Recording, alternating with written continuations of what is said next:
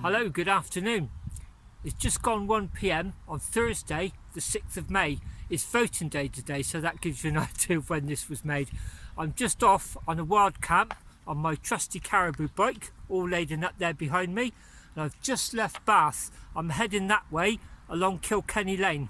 I'm off down on the Somerset levels to camp overnight on Kennard Moor. That's right next to the River Brue, just before it passes south of Glastonbury. I'll be a couple of miles from the boundary of Glastonbury, and I'll have, hopefully if all goes to plan, I'll have really good views of Glastonbury Tor. My plan is then to ride along this road and join a B road that leaves that main Bath to Radstock Wales road shortly, and then I'll join the B road, drop down the hill to Tunley, and then I'll get on an even smaller road, head out to Paulton. There's a co-op there. I'm going to get my trusted bottles of water and store them in the pockets of my panniers there, and then that means I only have to carry them the last part of my journey. From Paulton I'll then carry on down round the outskirts of Shepton Mallet through Pilton. Pilton's actually quite famous for where the Glastonbury Festival's held. It's not actually at Glastonbury, it's much closer to Pilton. And then there's a really nice network of lanes that take me onto the Somerset levels and hopefully my camp spot for tonight.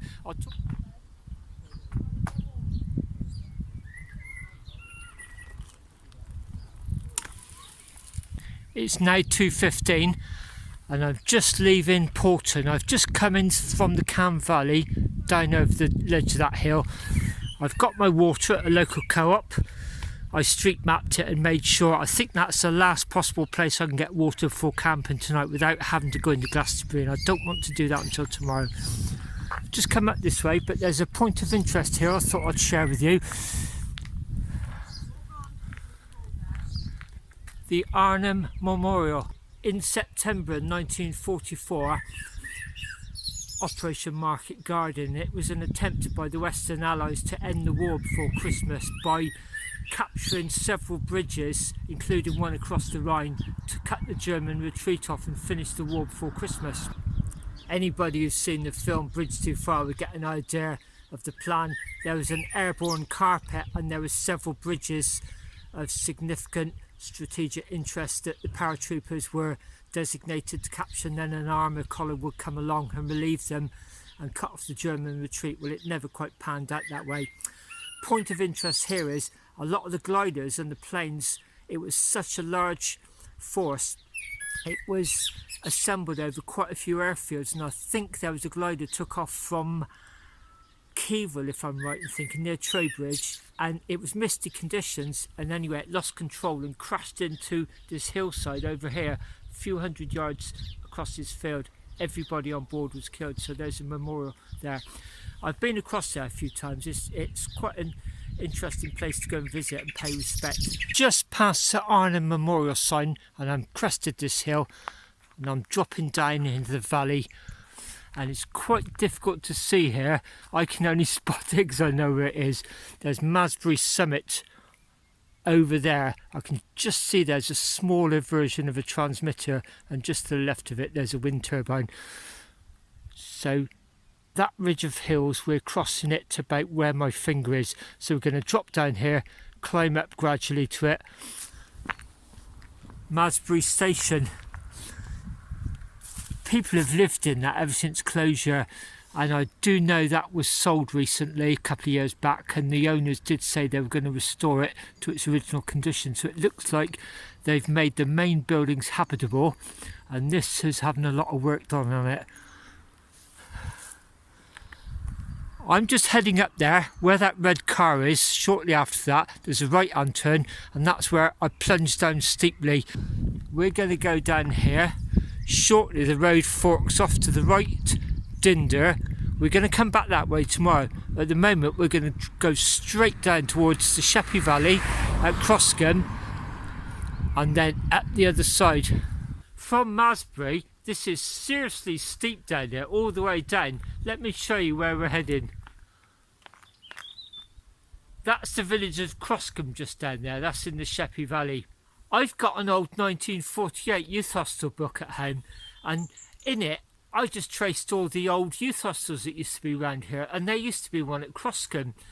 and a guy I used to work with told me he stayed there as a young man. Now, I intended to try and locate where that used to be today, and to be honest, fess up time, I totally forgot to do the research. So when I get down the bottom, I'll tell you something else. That's the final drop down from Croscombe to this fairly busy road. Wells that way, Shepton Mallet that way. I'm literally just going along here, turning left over the river, then I'll be climbing up through those woods. Before I do, there's a waterfall along there. I'll just zoom along there and show you. Just past the eastern boundary sign, Croscombe AD 706, on this sharp right hand bend. The road starts climbing up towards Shepton there, a mile or so away. Just through these woods, that's the River Sheppey dropping down the waterfall. You've really got to get off and have a look. A lot of it is obscured, especially by the trees this time of the year. So, just 50 yards along from that junction I joined this road on, I've turned right, crossing over the River Sheppey here. And this is the village of Croscombe. This is where there used to be a youth hostel. Really nice place. You can hear more waterfalls there actually. Water's dropping quite steeply down here. This looks like it used to be an old watermill, so you can see all the roads. That's heading back towards Malmesbury that way. This is heading towards Glastonbury and Pilton. I'm going to be taking that one up over the bridge. So that's where I'm heading, straight up there and round. It's fairly short and sharp. I've just climbed up through this really narrow lane, through this tree covered area with all this wild garlic. My legs are absolutely burning. That was so short and sharp from a few minutes stop. Whoa.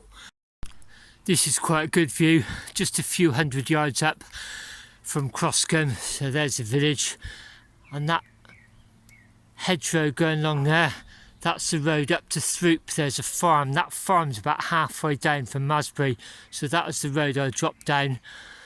Got to the main road at the bottom, went that way for a couple of hundred yards to have a look at the waterfall, then back, and then I've just come up through these woods. I know when people say the Mendips, the AONB, Area of Outstanding Natural Beauty, they always think, and me included, think of the limestone plateau in places like Wells Cathedral, Cheddar Gorge, Ebber Gorge, the roads in and out of Wells. But East Mendip is just as spectacular in a different sort of way. It's more rolling and lush, more valleys rather than the harshness of the limestone plateau. So I'm on these lovely quiet roads skirting around the edge of busy Shepton Mallet, although you never actually get to see it. I'm heading down this way again to really nice woods again, down towards Pilton.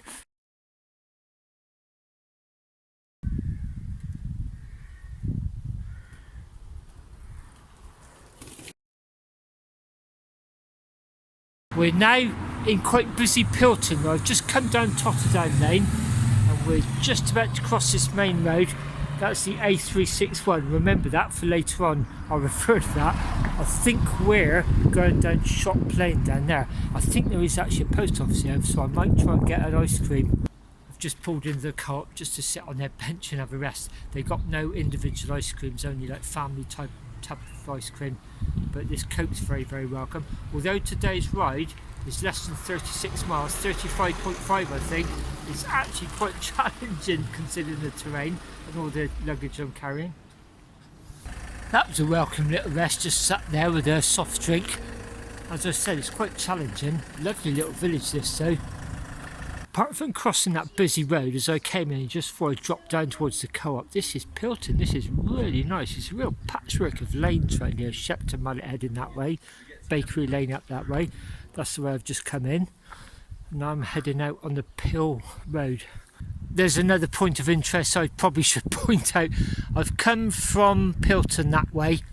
At this junction, I'm heading towards Pill, East Kennard, but this is Worthy Farm, famous for the Glastonbury Festival. As I'm heading down these lovely peaceful lanes around Worthy Farm, you come to this sign. This made me laugh. Please don't shoot in these fields. They are lovely cows and even lovelier people wandering around everywhere. Michael Eavis.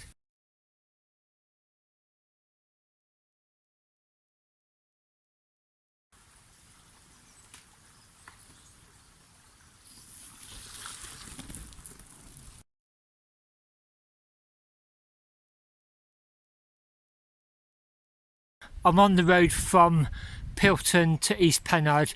After dropping down and riding through a ford, you then cross the line of an old railway. You can see an old signal box which has been converted.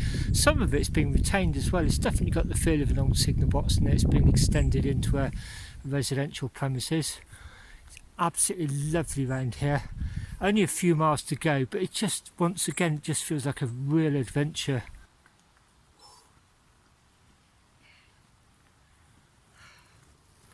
It's now 20 to 6 and I've just climbed over the final hill of what's been quite a lumpy route.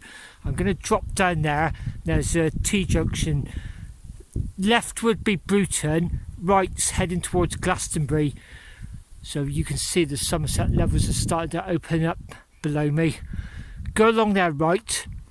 Just before the road turns right up to Glastonbury, I'm going to take a left and an immediate right, and that'll take me over to Kennard Moor. I'll talk more to you at that junction.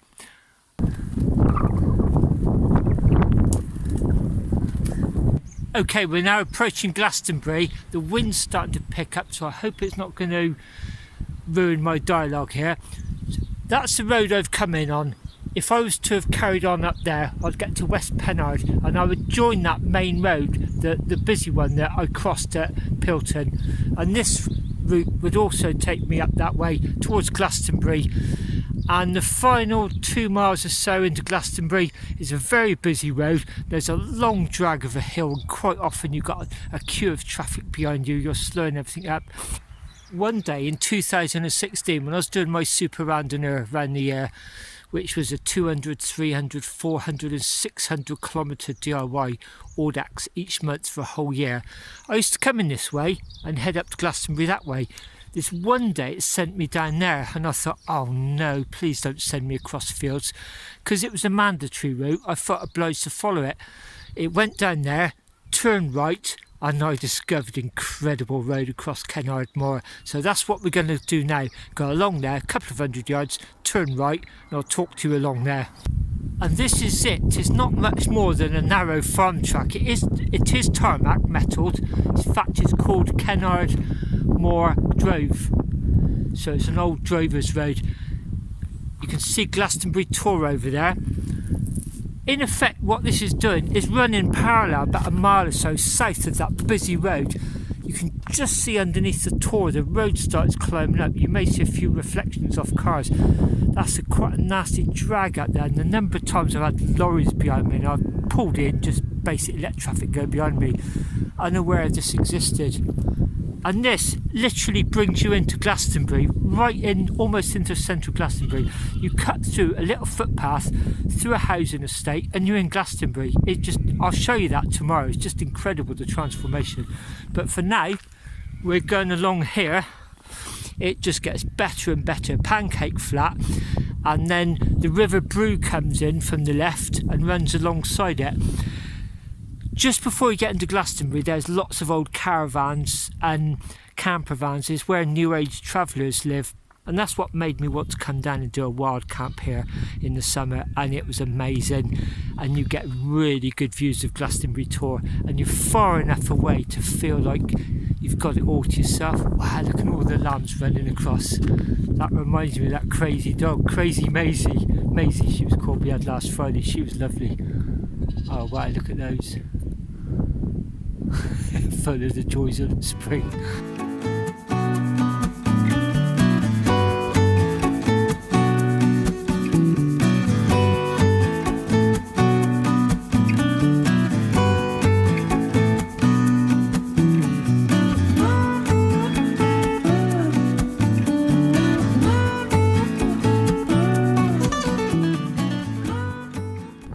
It's 6:30 p.m. now. Apologies for the wind noise, it's really picked up. I'm right next to the River Brue on Kennard Moor. That defined track going along there with sheep on the other side is the Drove Road. I started going towards where I'd camped before, that side, but a lot of it's got livestock in. There's nowhere I'm going to go and camp in a field with livestock. I pressed on a little bit further towards Glastonbury and get some good views of the Tor here, and that's where the travellers start camping, next to the river. I want to try and sort of hide myself, really. That's looking towards the Tor then, and I'm getting some shelter from the wind and also a little bit of camouflage from anybody on the road there. Hopefully I'm shielded from the road and also from the travellers the other side. You've probably seen I've taken my high vis off. I just want to try and camouflage myself as much as possible.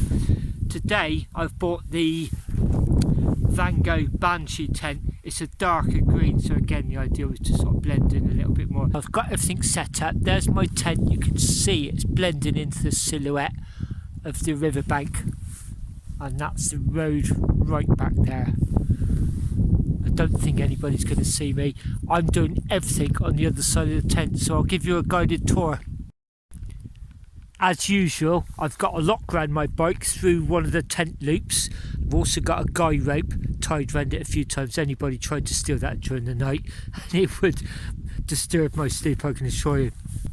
And this is the bank, right on the bank of the River Brue. It would have been nice to camp here on a less windy day, but this would have been horrendous up here tonight. There's a River Brue flowing along, and you can see Glastonbury Tor. Just in the near distance you'll see some of the travellers there. They camp all along this road. If I zoom in, you may see that guy in the fluorescent top running along the road, so it gives you an idea how far away the road is. Here's my tent. Here's the tent and the cooking area ready to cook. Everything's prepared. I'm just going to start. I've got 2 cans of Guinness, which I'm really looking forward to, but I've made up a fruit drink. It's been so hard this afternoon, the ride. I've got quite a thirst, and I think I need to quench my thirst before I start sipping Guinness, otherwise it goes straight to my head. I'll tell you a little bit about what I'm eating tonight. For my meal this evening, I've bought out a couple of MRE meals that came in that pack of 10 I bought recently, and there's a couple here that are just past their best before date, best before end of April 2021, and the others before the end of May, I think, so I need to get these eaten quite soon. So I'm probably going to have the top one first, which is sweet and sour chicken with pasta, 300 grams, and then instead of having a pudding, if I'm still hungry, I'll have this one later this evening, Mexican style tuna with pasta. Going to get some boiling water on for that. For breakfast in the morning, I've got cereal. Things have worked out quite well tonight, actually. This is going to be a real simple meal with no washing up afterwards, apart from just wiping the spoon down. I'm so shattered after that ride, I'm thankful for that. Meal number 1, boiling in the bag. That's the sweet and sour chicken. Smells lovely. It doesn't look too bad either. That sweet and sour chicken was fantastic. That was the best MRE I've had so far. It was really sweet and creamy, lots of mushrooms in it, some decent pieces of chicken as well. I did fancy bringing some steak tonight, and then I thought, well, I need to use these 2 meals up quite soon, and also the smell of steak wafts for miles, and I think trying to be discreet here, it may not have been a good idea. This is so easy and straightforward. I'm definitely enjoying the Guinness now, that's going down well. This is meal number 2. Mexican style tuna in pasta. Looks like some red kidney beans as well. The smell's quite nice. It was quite nice just holding the bag for a minute actually to warm my hands up.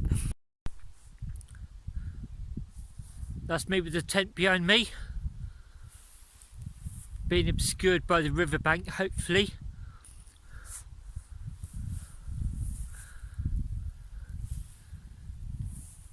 Looking back over Kennard Moor. There's a little drove road behind me.